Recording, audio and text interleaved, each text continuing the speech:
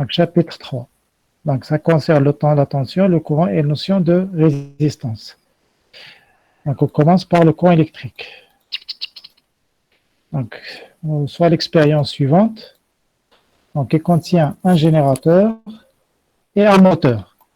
Le générateur, donc, alors je vais, donc, le sens de rotation du moteur lorsque la borne positive, c'est-à-dire que lorsque le courant sort par la gauche, donc pour nous, donc c'est la gauche, il sort par la gauche, c'est-à-dire de la borne positive, le moteur tourne dans ce sens-là, indiqué dans la figure. Alors maintenant, on inverse les bornes du générateur, c'est-à-dire ou bien la pile. Donc la pile, c'est un générateur. Donc on inverse les bornes, c'est-à-dire le plus devient à droite et le moins à gauche. Donc le sens de rotation du moteur, lui aussi, il est inversé. Donc le moteur se comporte différemment selon son branchement. Donc selon le branchement donc, du moteur avec le générateur, donc le sens de rotation du moteur change. D'après les observations donc, précédentes, on admet que le courant électrique a un sens de circulation de le circuit. Donc le courant, il a un sens bien défini et il est imposé par le générateur. Donc c'est le générateur, c'est lui qui impose le sens de circulation du courant de le circuit électrique. Alors quel est le sens du courant?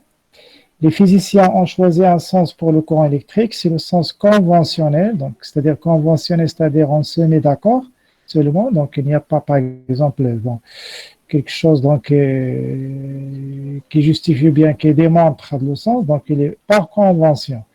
Donc c'est un sens conventionnel du courant, appelé sens de courant. Donc c'est la lampe, donc par convention. Donc ici on remplace ou bien on remplace le moteur par une lampe qui brille donc lorsque le courant passe. Donc, par convention à l'extérieur du générateur, le courant électrique circule donc de la borne positive et traverse la lampe puis entre par la borne négative. Donc, le courant électrique circule de la borne positive vers la borne négative. Donc, c'est le sens, c'est indiqué par cette flèche-là. D'accord? Sens du courant. Donc, il sort de la borne positive, il circule de le circuit et il entre par la borne négative. Alors, on peut se représenter le sens du courant seulement par une flèche placée sur un fil. Donc, au lieu de placer les deux flèches qu'on avait dans cet écran-là, donc on a représenté deux flèches, mais à l'extérieur des fils de connexion, on peut seulement utiliser une flèche sur le fil de connexion. Donc, on peut se représenter le sens du courant seulement par une flèche placée sur un fil. Alors, quelqu'un, donc je vais voir quelqu'un qui veut, donc, qui vient d'entrer, donc, non.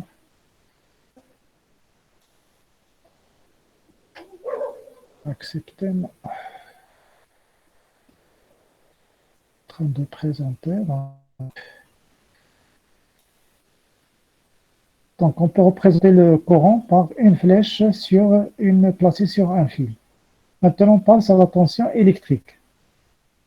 On analyse cette photo-là, donc, on voit ici dans cette photo que l'eau coule toujours de surface dont l'altitude est plus grande vers les surfaces dont l'altitude est basse. C'est-à-dire que pour que l'eau chute donc de cette surface-là à cette surface-là, donc il faut qu'il y ait une différence de hauteur entre les deux surfaces. Si les deux surfaces sont à même niveau par rapport à la surface de la Terre, donc l'eau ne coule pas, donc elle reste immobile. Donc on compare ce mouvement du courant de l'eau avec le mouvement du courant électrique. Donc le courant électrique, c'est comme l'eau, donc il ne peut pas passer que s'il y a une différence de potentiel entre deux points. Je suppose ici un point A et ici un point B. Pour que le courant électrique passe de A vers B, il faut que le potentiel de B soit supérieur au potentiel de A. D'accord? Donc, la différence de potentiel entre deux points dans un circuit, donc, c'est équivalent à la différence de hauteur entre deux points dans un site géométrique, donc géographique, pardon. Donc, la différence entre les deux points, la différence de potentiel entre deux points, c'est ce qu'on appelle la tension électrique. Donc, la tension électrique, c'est l'équivalent de la hauteur de la cascade. Donc, pour que l'eau chute, enfin de la cascade, il faut qu'il y ait une différence de la hauteur entre la position donc, de départ de la chute vers la fin de la chute. Donc, dans un circuit électrique, c'est pour que l'eau passe, pour que le courant passe dans un circuit électrique, il faut qu'il y ait une différence de potentiel entre deux points. Donc, la tension électrique, c'est l'équivalent de la tension de la hauteur de la cascade. Alors, l'intensité du courant électrique est l'équivalent de dV de la rivière. Donc, selon le dV, c'est-à-dire le nombre de mètres cubes qui passent par minute ou bien par seconde, le dV, il correspond à l'intensité du courant électrique. Donc l'intensité est grande, c'est-à-dire il passe un très grand nombre de charges dans une seconde. Et si le dB est grand, c'est-à-dire il passe un grand nombre de mètres cubes dans une seconde. D'accord? Alors, la carte d'identité, donc, c'est pas la tension, c'est-à-dire c'est une définition de la tension électrique au bord d'une lampe. Donc, la définition, c'est une grandeur électrique qui, donc, j'ai eu problème d'écriture ici. Donc, s'il n'y a pas cette tension électrique, le courant électrique ne circule pas dans un circuit. Donc, cette différence, c'est une différence de potentiel. Donc, on a dit la tension. La tension électrique, c'est quoi? C'est une différence de potentiel. Donc, il faut avoir cette différence-là pour que le courant passe. S'il n'y a pas cette différence-là de potentiel, c'est-à-dire si les deux points d'un circuit électrique ont même potentiel, ça veut dire en même potentiel, c'est-à-dire en même état électrique. Ils sont en même état électrique. À ce moment-là, le courant ne passe pas entre ces deux points-là.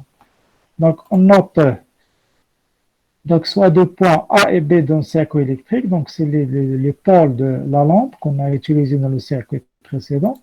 Donc, la notation de la tension entre ces deux points A et B est notée UAB. C'est la tension entre les deux points A et B qui sont les dipôles de la lampe. Donc, cette tension-là, donc, c'est une différence de potentiel. C'est une différence de potentiel, c'est-à-dire le potentiel en A moins le potentiel en B. Ça veut dire qu'il faut avoir une différence potentielle. Il faut que l'état électrique de A soit différent de l'état électrique de B. À ce moment-là, le courant passe de A vers B.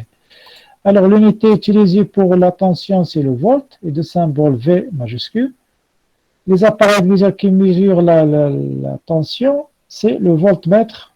Donc, toujours, il est branché en parallèle, ou bien en dérivation. C'est-à-dire, si je veux représenter, donc, si on veut représenter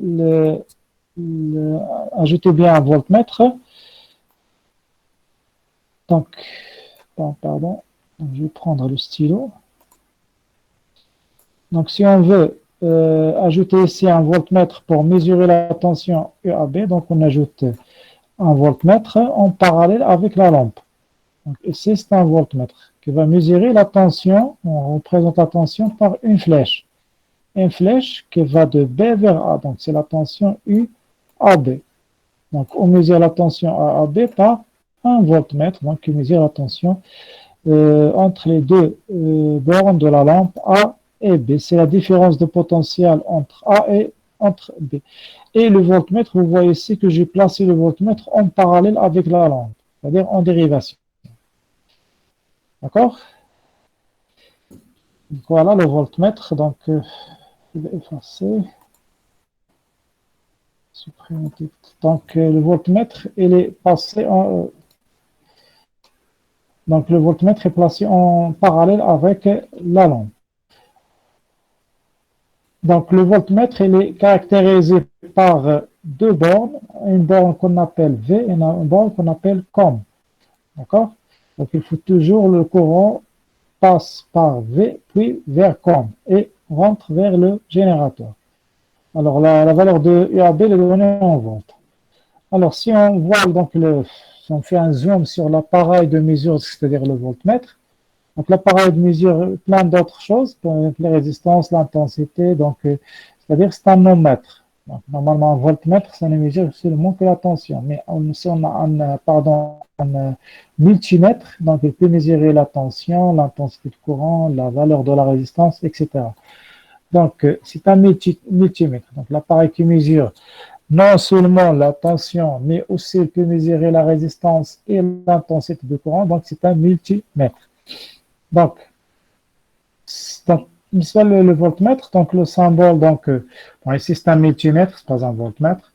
Donc, je dois corriger celle-là, donc c'est voltmètre. Donc, le multimètre, il a une plage ici, on a la tension V. Donc, cette plage-là, donc, si on a le curseur là qu'on fait tourner sur cette plage-là, donc, on mesure la tension, mais dans le cas de courant continu, donc, vous voyez ces deux traits parallèles, un en plein trait, l'autre en pointillé. Si on est dans cette plage-là, donc, on mesure une tension, mais dans le cas d'un courant alternatif. Si on est dans l'autre plage-là, donc, si on mesure la résistance d'un conducteur ohmique, et ici, on mesure l'intensité du courant. Donc, on voit que le multimètre, donc, il a des bornes. Donc, ici, donc, on place pour mesurer, on place la borne rouge ici, donc, pour mesurer soit la tension, soit la résistance d'un conducteur ohmique. On utilise la borne COM. Mais si on veut mesurer l'intensité de courant, donc, on utilise donc, le fil rouge là, donc, il est soit on utilise milliampères mètre là, ce bouton-là pour mesurer un courant faible, ou bien si on a un courant qui est intense, on doit utiliser celle-là avec le COM. Donc toujours soit les trois boutons, bornes avec le COM. Donc, COM il est utilisé pour toutes les mesures. Donc seulement donc il y a indiqué sur le multimètre, si on veut mesurer donc la tension et la résistance, donc on place le fil rouge dans cette borne-là. Si le courant est faible, donc je vais mesurer l'intensité de courant, donc j'utilise COM et cette borne-là. Si un courant qui est plus grand, donc j'utilise le COM et cette borne-là. Donc le symbole, donc pour le voltmètre, le symbole c'est V. Donc un cercle à l'intérieur, donc on écrit la lettre V. Donc le branchement toujours en dérivation, donc il possède deux bornes, borne V du côté plus du générateur, et voilà, donc et borne COM du côté moins du générateur. Donc, le calibre. Donc, on sélectionne tout d'abord la zone V, donc celle-là. Donc, V, donc, c'est-à-dire on va mesurer la tension dans le cas d'un courant continu. Voilà, cette zone-là. D'accord? Puis, on sélectionne le calibre le plus grand. Donc, on commence par 600. Puis, à finir la mesure en choisissant des calibres de petits. Donc, on commence par le calibre le plus grand. Et après, on fait diminuer le calibre. Donc, on tourne ce bouton-là, on le fait tourner à gauche. Donc, on passe de 600 à 200 à 20 tant que la valeur est affichée. Tant que la valeur est affichée, on redescend le calibre pour bien affiner le résultat. Donc, le calibre doit être juste au-dessus de la valeur de la tension mesurée. C'est-à-dire, si la tension mesurée, par exemple, est 18 volts, donc le meilleur calibre à utiliser, c'est 20. Parce que 20 est supérieur légèrement à 18. Si, par exemple, la tension à mesurer est presque, par exemple, 180 volts, donc les calibres 2 et 20 ne peuvent pas mesurer 180 volts. Donc les deux calibres qui peuvent mesurer 180 volts, c'est le calibre 200 et le calibre 600. Mais quel est le calibre qui est situé juste après 120 volts? C'est 200. Donc on doit utiliser le calibre de 100 volts pour mesurer par exemple 180 volts. Par exemple, si on veut mesurer 450 volts, donc les calibres 2, 20 et 200 ne sont pas, donc on ne peut pas les utiliser parce que le 450 volts est supérieur à la valeur maximale des calibres. Donc à ce moment-là, on est obligé d'utiliser le 600 volts. Donc, exemple, sur ce schéma-là, sur ce schéma électrique, on doit brancher donc le voltmètre pour mesurer la tension du générateur seulement pour le premier circuit. Donc, comment brancher le voltmètre pour mesurer la tension de ce générateur-là. Et la tension de la lampe L2, voilà la lampe L2. Donc, pour les différents circuits qui restent, on a la lampe L2. Alors, on indique à chaque fois les bornes V et COM. Donc, à chaque fois, donc pour le premier, le générateur, donc on branche avec lui donc le voltmètre de telle sorte que la borne V est connectée directement avec la borne plus du générateur et la borne COM est connectée directement avec la borne négative du générateur. Pour les autres schémas qui présentent la lampe L2, donc ici pour mesurer la tension entre le borne de la lampe, donc toujours V, c'est à côté de la borne positive du générateur et COM à côté de donc du même côté de la borne négative. Dans cette figure-là, la même chose. Donc ici la borne positive et ici la borne négative. Donc toujours V est du côté de la borne positive et comme du côté de la borne négative. Pour ce circuit-là, donc on a la lampe L2, donc on branche le voltmètre de telle sorte que V il est du côté de la borne positive et le COM est du côté de la borne négative. Et la même chose ici, donc on a inversé ici le générateur, donc on inverse aussi le COM V de voltmètre. Donc le COM toujours du côté de la borne négative, il est proche à la borne négative. Et la borne V, il est proche à la borne positive du générateur. Alors, un exercice expérimental dans le calibre adapté à la mesure des tensions du générateur suivant. Pour le générateur de 1,5 volts, donc c'est un générateur, bien c'est une pile de 1,5 volts. Ici, une pile de 4,5 volts. Ici, une pile de 9 volts. Alors, on fera donc, si on a l'occasion, donc après, donc on peut faire des expériences, ce sont des petites expériences. Donc, pour mesurer la tension en borne de cette pile-là, donc la tension affichée est 1,5 volts. Donc, ici, on a les calibres de 20, 200, 600. Donc, tous les calibres, tous les trois calibres, si on les utilise, on peut mesurer la tension, mais le meilleur, c'est 2, donc il est supérieur légèrement à 1,5 volts. Pour mesurer 4,5 volts, donc on utilise le calibre 20 parce que 2 ne peut pas mesurer 4,5 volts. 200, 600 peuvent mesurer donc le 4,5 volts et 20 se situe donc, par rapport aux autres, donc légèrement supérieur à 4,5 volts. La même chose pour mesurer 9 volts, c'est toujours le calibre 20. 24 volts, donc 20 n'est plus donc, utile, donc on passe au calibre 200 parce que 24 il est supérieur à 20. Donc il est situé entre 20 et 200. Donc, entre 20 et 200, donc on prend 200. Pour mesurer 230 volts, donc on est obligé d'utiliser le calibre 600. Donc il y a une autre question ici. Dessin pour la pile de 4,5 volts. C'est là, donc mets le curseur sur voltmètre sur le point calibre. Dessine les branchements de la pile. Indique la tension sur le voltmètre. Donc, si on veut brancher la pile à ce voltmètre-là, ou bien ce multimètre pour mesurer sa tension 4,5 volts, donc on réalise ces branchements-là. Donc, on branche la borne négative avec le COM et la borne positive avec la borne V du voltmètre. Donc, ici, on va afficher ces 4,47, donc presque égal à 4,5. Alors, mesure des tensions continues. Donc, par exemple, on peut mesurer ici la tension aux bornes de la lampe. On a un générateur, donc un petit circuit constitué par une pile, un générateur et un interrupteur. Donc, c'est un circuit commandé par cet interrupteur-là. Donc, il est commandé par cet interrupteur. Donc, maximum donc, doit afficher donc, donc le calibre ici utilisé, c'est le calibre 20 qui affiche 4,27 volts.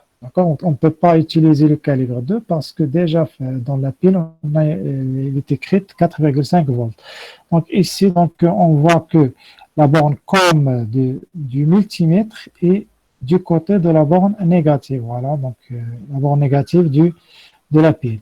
Et la borne V du voltmètre est du côté de la borne positive de la pile. Donc, il y a on a un circuit fermé ici et le courant passe, la lampe est allumée et la tension en borne de la lampe ici, donc c'est 4,27 volts. Donc, il y a une faible, donc la tension a chuté un peu à cause de la résistance du fil. Donc, si on affiche avec le calibre, si on utilise le calibre 600, donc on aura donc 0,04, c'est-à-dire on aura seulement 4 volts. Si affichage avec le calibre 2 volts, pas adapté, change vite le calibre. Donc ici on aura donc ce signal-là, c'est-à-dire que la tension mesurée elle est supérieure à ce calibre. Si on ne change pas plus vite le calibre, on peut avoir endommagé le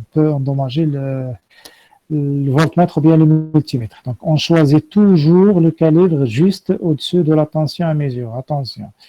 Donc, affichage avec le calibre 200, c'est 4,2. Donc, on voit donc le meilleur calibre ou bien adapté, c'est 20. Donc, il affiche un résultat avec deux chiffres après la virgule. Donc, c'est un résultat plus exact.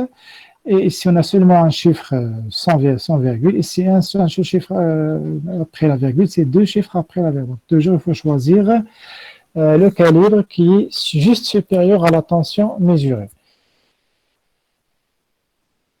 Alors, mesure de tension. Mesure de la tension d'une pile plate, neuve et usée. Donc, c'est la pile est usée, donc, c'est-à-dire elle ne débite plus. Donc, normalement, donc ici, on va essayer de mesurer la tension de cette pile-là. Donc, si la pile est neuve, c'est-à-dire on aura une valeur de 4,47 volts. Donc, le schéma est normalement ce qu'on doit réaliser, l'expérience, ici, c'est le schéma équivalent. Mais si la tension de la pile, si la pile est usée, donc on aura seulement 2,89 volts. Donc, il est inférieur à la valeur indiquée sur la pile par le constructeur. Donc, la tension est inférieure ou égale à 3 volts, donc 2,99.